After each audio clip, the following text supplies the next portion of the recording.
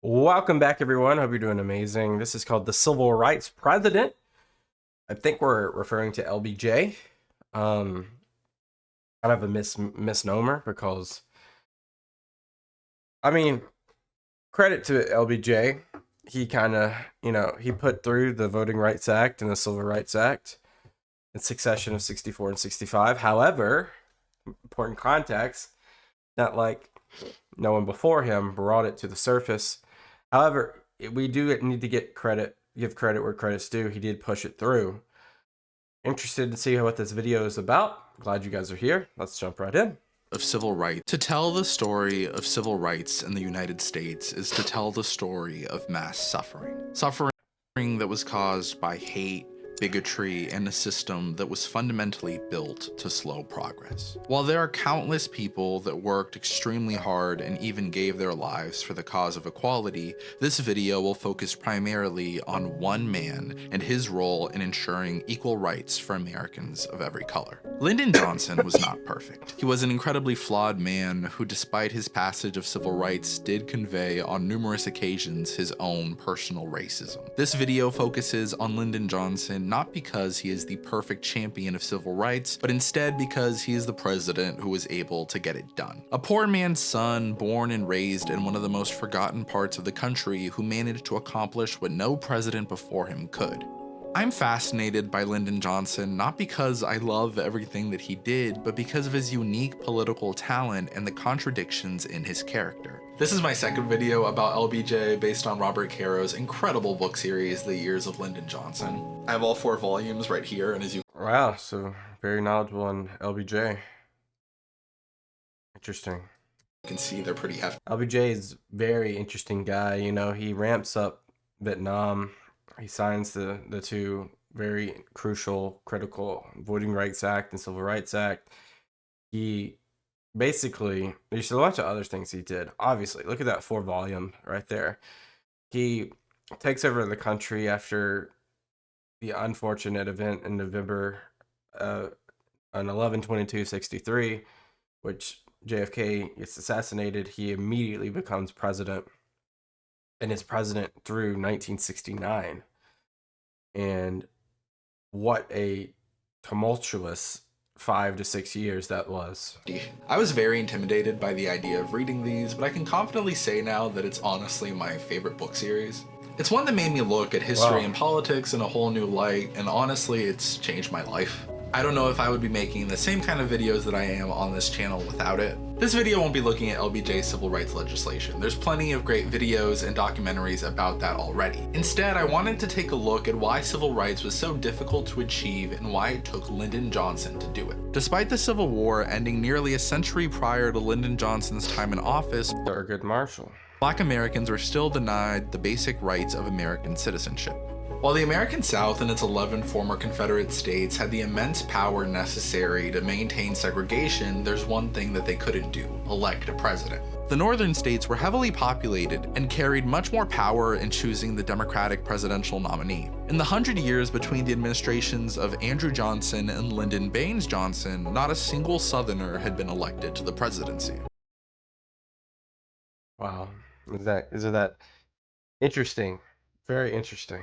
No matter how powerful and charismatic a Southern leader was, the fact that they were Southern was enough to hold them back from the nation's highest honor. Legendary Speaker of the House Sam Rayburn was at one point gifted a plaque that read, "To our beloved Sam Rayburn, who would have been president if he had come from any place but the South." In walks Lyndon Johnson, a true creature of Washington. The larger-than-life Texas politician was one of the most ambitious, power-hungry people that Washington had ever seen, and that says a lot. It was the South that would raise Lyndon Johnson to the heights of political power, and it was at the hands of Lyndon Johnson that the South would suffer its greatest defeat in 100 years. To the Southern Democrats that brought him to power, Lyndon Johnson would become a Judas, one of their own who broke ranks and betrayed them. While Johnson had initially been elected to Congress as a New Deal Democrat— Wow, that's a crazy photo right there. When was that taken? 40s? who cozied up to FDR, he was ideologically inconsistent and would outright lie to those around him in order to appear in agreement with them. Johnson even caught the admiration of old Speaker Rayburn, who was a notoriously grumpy man. The short, angry Rayburn was an intimidating figure to almost everyone in Washington. Because of this, many people were shocked when they saw LBJ come up and kiss the speaker on his big bald head. As long as you were in a position to help Lyndon Johnson, he would suck up to you better than anybody else. LBJ is often described as a professional son with a unique talent for making older men and women grow fond of him. This was particularly useful for Johnson's career in Congress, as Congress was an old man's game. Leadership roles in the House and Senate weren't given based off of merit, they were given based off of seniority. If you wanted to be the chairman of a committee, your best bet was to join that committee and then do your best to outlive and outlast everyone else there until it was your turn. Crazy. Yeah, very much passing the torch type of environment, very much of a kissing babies, shaking hands type game, which is politics. Politics has changed more democratically than ever in the last 20, 30 years with mass media, but in between the lines and behind closed doors, a lot of sucking up to people was the name of the game, because power can only be given power through power. Does that make sense? This wasn't good enough for the ambitious Johnson, who did not expect to live very long. There was a saying in the Johnson family that Johnson men don't live past 60, and for the most part that's proven itself to be true. Even with millions of dollars and healthcare fit for a president, Johnson himself wouldn't live past 64. This fear of death lit a fire under Johnson, which meant he would not be able to take the traditional path to power that was laid out for him. The House of Representatives was beholden to the passions of the electorate. The Senate was actually made for the opposite purpose. The United States Senate was created as a force of moderation, a steady hand that would prevent the country from moving too fast in any direction. While members of the House are up for re-election every 2 years, members of the Senate are only re-elected every 6. Big difference right there. Lyndon Johnson arrived in the upper chamber of Congress in 1949, just a young man in his 40s with no seniority whatsoever. What Johnson did have was the ability to kiss up to older men, an ability that would take him to the heights of political power faster than almost anyone else. Richard Brevard Russell was the United States Senator from Georgia and the most powerful figure in the Senate. Russell was an old-school Southern gentleman. He believed in preserving the Southern way of life the way that he saw it, which of course meant preserving segregation. The legend of the antebellum South. Elegant Neo-Grecian mansions. Coquettish belles under the magnolias. Dancing with young men, gallant and reckless. Ready to duel for a lady's honor. The kindly master ruling his kingdom with justice and humanity. This had been shot in like the 30s, but this is like,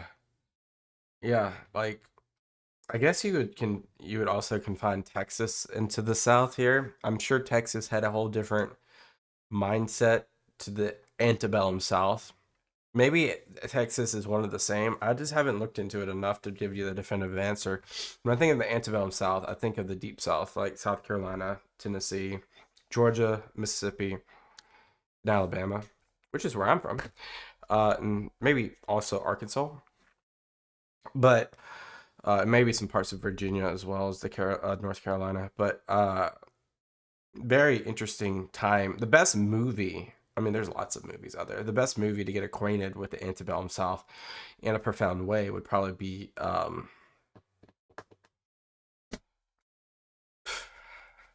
Jesus Christ. How do I forget something right when I'm about to lead up and say it? Hold on. I have to say it now.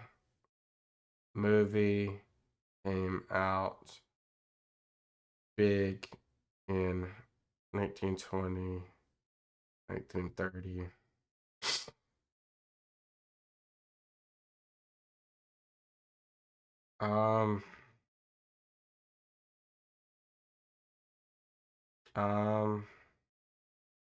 Gone with the Wind, 1939.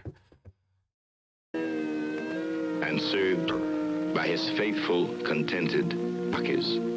Russell wasn't as outwardly racist as many of his fellow Southern senators, such as Strom Thurmond. He believed in being a true gentleman, which basically meant coding his racist beliefs under a veneer of respectability. He felt that doing things like constantly spouting out the N-word made the South look backwards and prejudiced. Another important fact No, about Russell is that of course. he was an unmarried man with no children, a man of great responsibility but no immediate family to call his own. This is something he had in common with the aforementioned Sam Rayburn. Another thing these two Southern leaders had in common was their affinity for professional son Lyndon Johnson. An affinity that was no coincidence. You don't just go around and make two of the most powerful men in Washington your father figures on accident. Overlooking the city of Washington is the legislative center of American life, the U.S. Capitol. As our country faces important challenges at home and abroad, the new 82nd Congress convenes. Senator Lyndon Johnson of Texas is Senate Whip. Back then, the Senate worked differently from how we understand it today. The majority leader wasn't nearly as powerful and thus was a less desirable position. Despite his total lack of seniority, Russell's love for Johnson allowed him to become the assistant Democratic leader or minority whip in 1950. Crazy, look at that.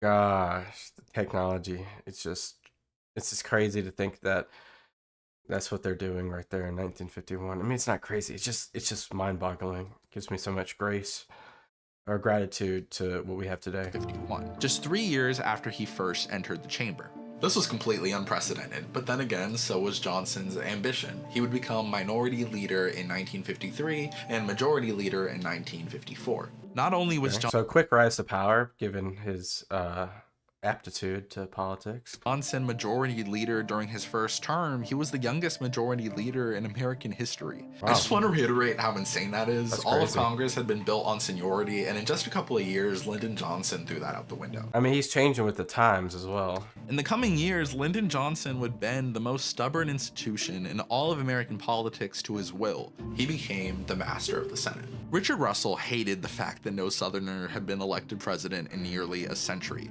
While the South held strength in the Senate, Russell felt they had never been fully redeemed in the eyes of the country as a whole. He felt that it would take a president from his beloved Southland to heal that great wound. Russell himself would try for the office, but to no avail. The old Southerner recognized the sheer political talent of his protege and felt he could be the one to finally make it across the finish line. But for a Southern Democrat to win the presidency, it was going to take an extraordinary effort. To achieve his dream, Russell was willing to bend the rules of the Senate, which he had guarded so diligently.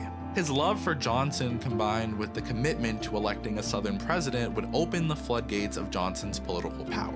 The Senate was built on seniority. If you wanted a chairmanship, you were going to have to wait. Your qualifications or expertise didn't matter. All that mattered was how long you had been there. Because of this, the Senate was a slow-moving machine, but that was about to change. Johnson was majority leader and he had his eyes on the presidency. In order to reach that goal, he was going to need an incredible record. Johnson went to Russell with an idea. What if Johnson could assign committee seats and chairmanships as he pleased? That way, the Senate could move at a more productive pace and Johnson could build more of a reputation for himself. Russell allowed it and suddenly everything changed. The Senate was suddenly moving more than ever and doing so at Johnson's command. This man was clearly a leader of men. The 1950s were an extremely tense time in American history, which saw anger against Southern injustice. While they still controlled the levers of power, the South's ability to overcome the obstacles was starting to appear thin. While they could control legislation, they needed a Southerner in the White House to solidify their place. The problem is that the Democratic National Convention was never going to choose a Southern Democrat as their nominee, not as long as civil rights was hanging in the background. In an effort to make Johnson more palatable to the Northern Democrats, Russell and his fellow Southerners would allow LBJ to go forward with a Civil Rights Act, albeit a toothless one. But the passage of this law, however symbolic, would soon open the floodgates for all the landmark legislation that we associate with Lyndon Johnson today.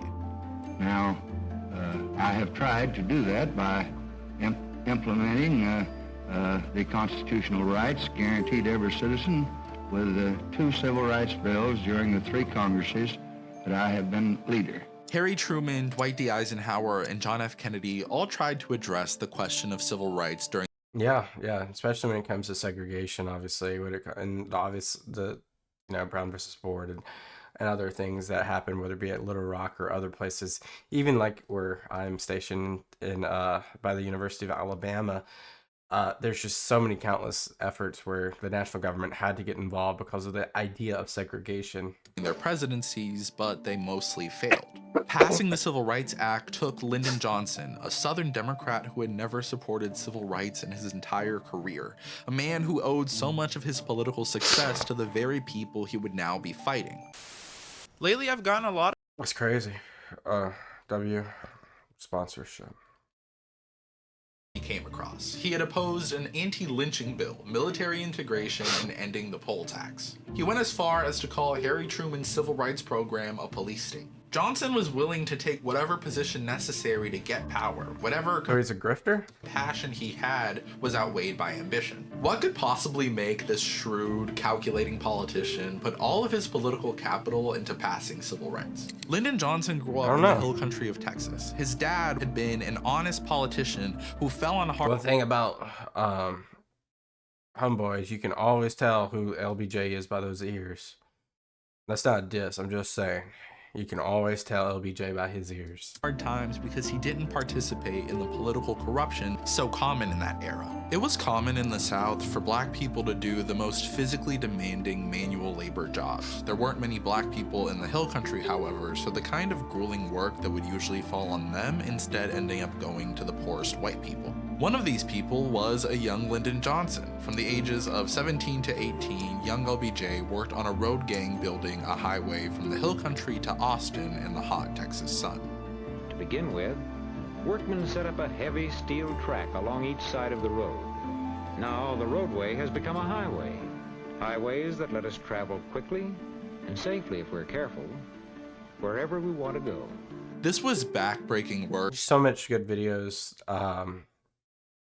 I don't know if we'll react here. Maybe we'll. I don't know. There's so many good videos from the 30s and 40s like that just shows like the progressive growth path after the New Deal. For the tall, slender Johnson who detested exercise. It's possible that this experience and the ridicule Johnson suffered due to his poverty gave him a greater compassion for the downtrodden, the poor people and racial minorities in society that had been the victims of circumstance. Interesting context. At every turn in his life, LBJ chose ambition. He followed whatever road he could on his path to power, no matter how narrow it was. Johnson's parents had been idealists that went out of their way to help others, but after their fall from grace, they became the laughingstock of their small town. LBJ decided he needed to appear cold, calculating, and shrewd in order to not end up destitute like his parents did. Robert Caro writes, he always had this true, deep compassion to help poor people, and particularly poor people of color. But even stronger than the compassion was his ambition. But when the two aligned, when compassion and ambition finally are pointing in the same direction, Lyndon Johnson became a force for racial justice unequaled, certainly since Lincoln. It's a lot to say right there. During college, Johnson took up a teaching job to be able to pay for his classes. He taught at a Mexican school in the small town of Cotulla, Texas. Lyndon Johnson knew poverty, but he had never seen anything as bad as this. Teachers came and went, but no one had ever really cared for these children, taken the extra step to make sure they got a quality education. The thing about Lyndon Johnson is that he could never do anything halfway. He always had to be the best. He had to stand out. He had to be a leader. Johnson took this job very seriously and was putting in extra hours to make sure the kids were getting a better education.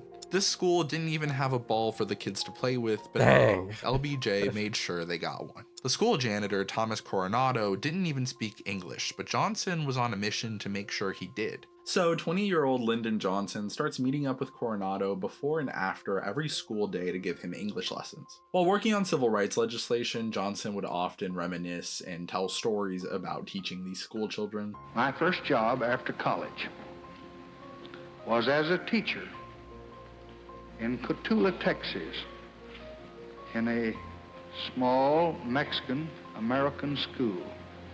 He does have a very defined voice. Few of them could speak English, and I couldn't speak much Spanish. My students were poor, and they often came to class without breakfast, hungry. And they knew, even in their youth, the pain of prejudice. They never seemed to know why people disliked them, but they knew it was so. because I saw it in their eyes. I often walked home late in the afternoon after the classes were finished, wishing there was more that I could do. But all I knew was to teach them the little that I knew, hoping that it might help them against the hardships that lay ahead. And somehow you never forget what poverty and hatred can do when you see its scars on the hopeful face of a young child. I never thought then, in 1928, that I would be standing here in 1965. Wow. It never even occurred to me in my fondest dreams that I might have the chance to help the sons and daughters of those students. Wow. And to help people like them all over this country. But now I do have that chance. It's a great speech. And I'll let you in on a secret. I mean to use it. That's a great speech right there. Lyndon Johnson's talent as a politician is multifaceted, but if I could sum it up with one word, it would be salesman. A friend of Johnson's once described him as the greatest salesman one-on-one that ever lived. In a conversation with just one other person, Johnson could convince anyone of anything. Now it was time for the great salesman to make his hardest sale of all, civil rights. Part of why Johnson's salesman accolade comes with the caveat one-on-one instead of just greatest salesman of all time is because frankly, Johnson was a big fat liar. Johnson would lie so blatantly and so often that in college he was known as Bullshit Johnson. But the thing about LBJ is he would get into these moods where he would work himself up not just to lie, but to believe that lie completely. Not only could Lyndon Johnson convince anyone of anything, he could convince himself of anything. And he needed to do that in order to fully dedicate himself to a cause. He badgered and he bullied all of his fellow lawmakers until they fell into agreement with him. In my research for this project, I came across a video of Senator Richard Russell, which really helps illustrate the Southern backlash to the new civil rights legislation at the time. I greatly fear that the Vice President of the United States, who has recently been in conference with some of the leaders supporting this legislation, will join with them to wipe out any semblance of regular parliamentary procedure in the effort to cram this bill down our throats.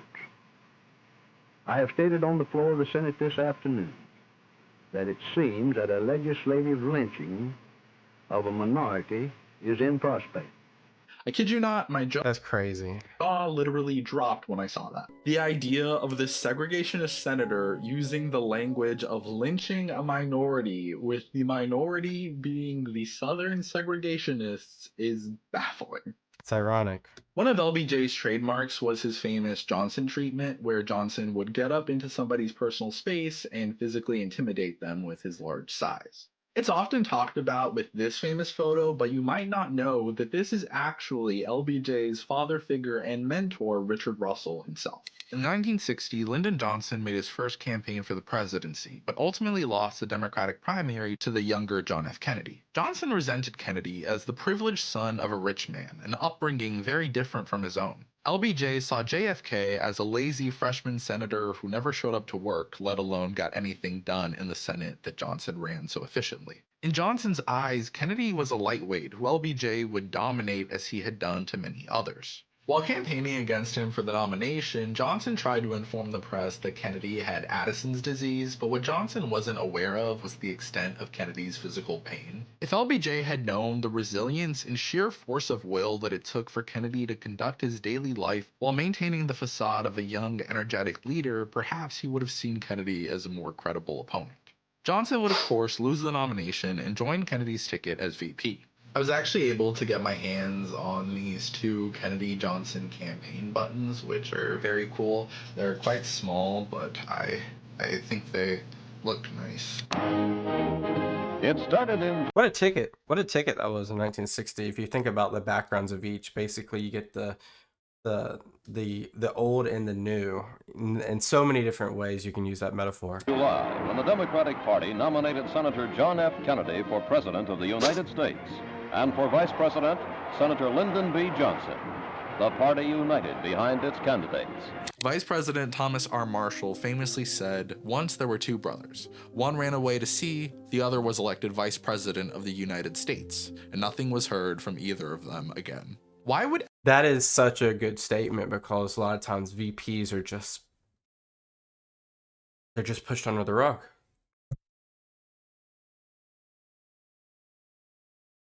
LBJ, who'd fought and clawed his way up the political ladder to become the most powerful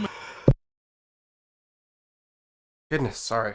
majority leader in American history, give up his role for the powerlessness and embarrassment of the vice presidency? Power is where power goes. These are words that Johnson lived by. Throughout his life, Johnson had occupied positions of little importance that he managed to mold into those of significant power through sheer political talent. So why would the vice presidency be any different? Johnson sought to maintain his hold over the Senate while vice president, a clear violation of the separation of powers. JFK, of course, wasn't going to let that happen. LBJ didn't think that much of Jack Kennedy and thought he would be fairly easy to control, but he thought wrong. Johnson's expertise and legislative ability would have been a gift for the Kennedy White House, which struggled greatly with Congress. To Johnson's frustration, he was not utilized whatsoever. Johnson and Robert Kennedy, the Attorney General, close advisor, and brother of the president, They didn't really get along. famously hated each other, dating back to when Bobby was just a Senate lawyer. The Kennedys were well aware of Johnson's political talent and his knack for grabbing power, which may have been one of the reasons they decided to keep him in arm's length. It's November of 1963. John F. Kennedy is dead, Lyndon Johnson is now president, and he decides to address a joint session of Congress. The good old boys from the Southern delegation were all together to witness the triumph of the first Southern president in 100 years. Johnson opens his speech with this incredible line. All I have, I would have given gladly not to be standing here today. The greatest leader of our time has been struck down by the foulest deed of our time. He then starts talking about John F. Kennedy, what he started, and how important it is to Paying homage. continue. He lists off a few things, and all of a sudden, he lays out his top priority. First,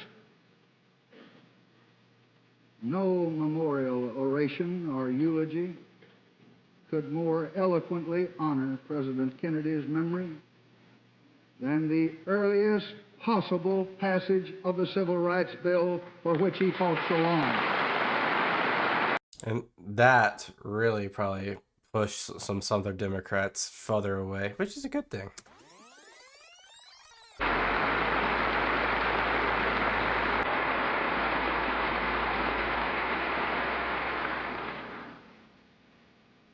We have talked long enough in this country about equal rights.